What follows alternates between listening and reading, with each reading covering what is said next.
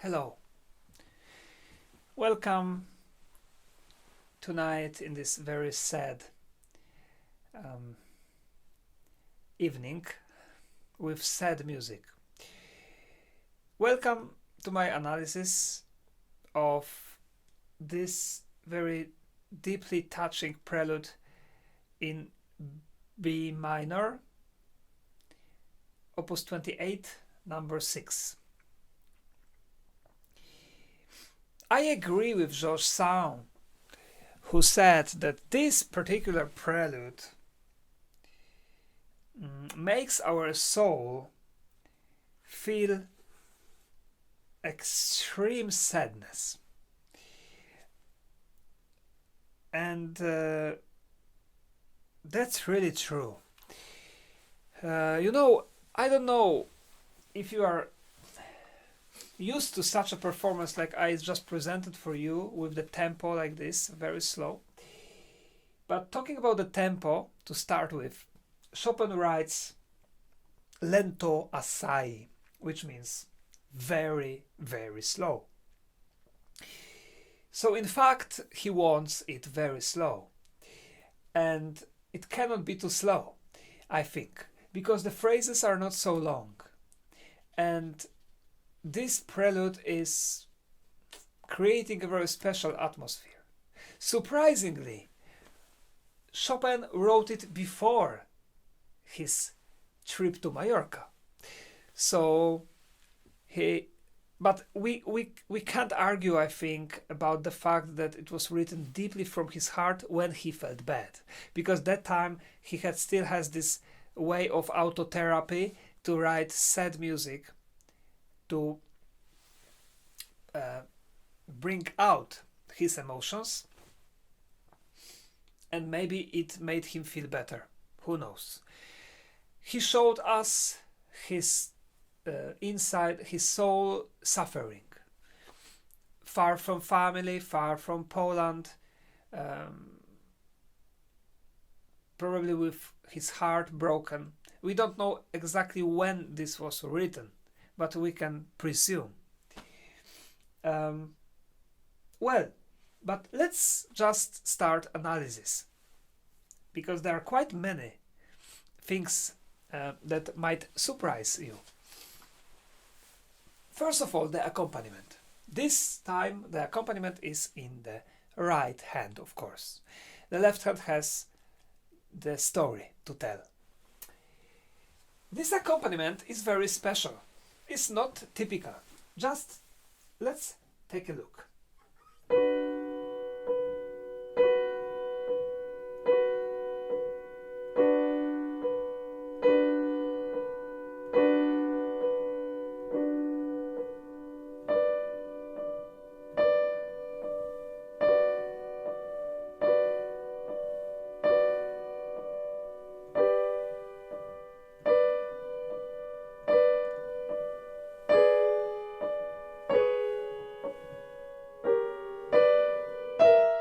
Here comes some theme.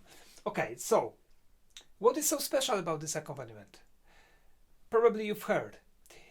One note all the time, obsessively repeated, and the first is loud, then silent, loud and silent, loud and silent, almost like a heartbeat, right?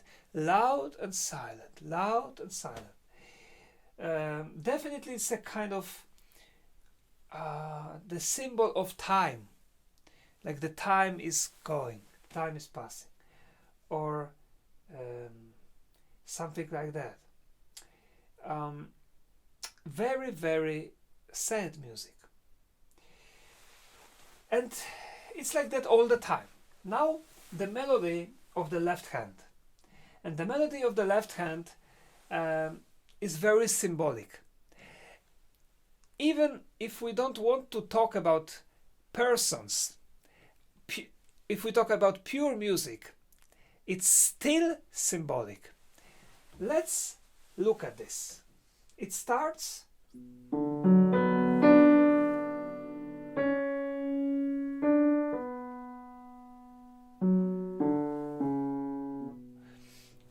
very short phrase. the phrase, we have 5 notes up.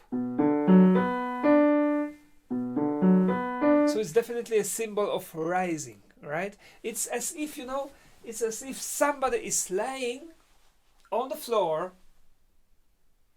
and is trying to stand up with difficulty, because it's a slow tempo, so with difficulty. But I don't have a power. And then again he tries the second time. A little higher, but again I don't have a power. And then the third time, even higher, but still has no power and suffers a lot, because here we have suffering, we have the scale chromatically going down, like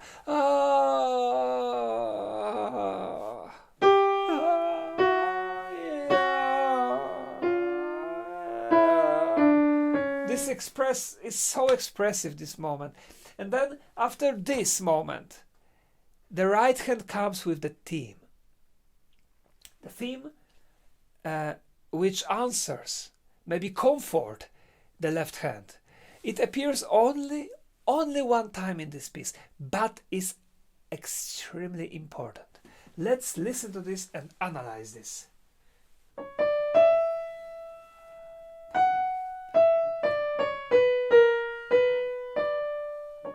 Okay, so it starts with from the this.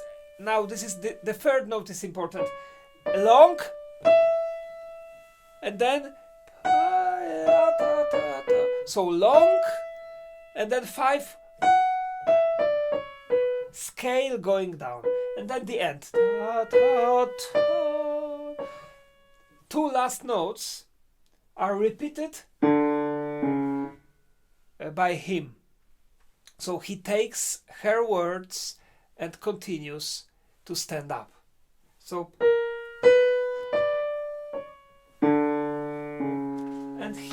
and he tries to stand up, but again cannot. The second time, more, but again didn't succeed. Then 2 last times.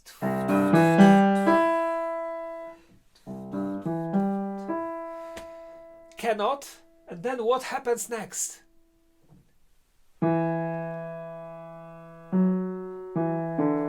He surrenders. He says he can have no power. But what is he singing? Long and 5 the scale. And it's repeated 2 times. These are exactly the same notes that she was singing before.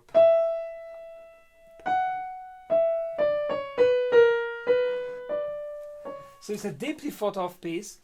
And then when he repeats it second time, the very last time he tries to stand up, but again he cannot, and he falls down again.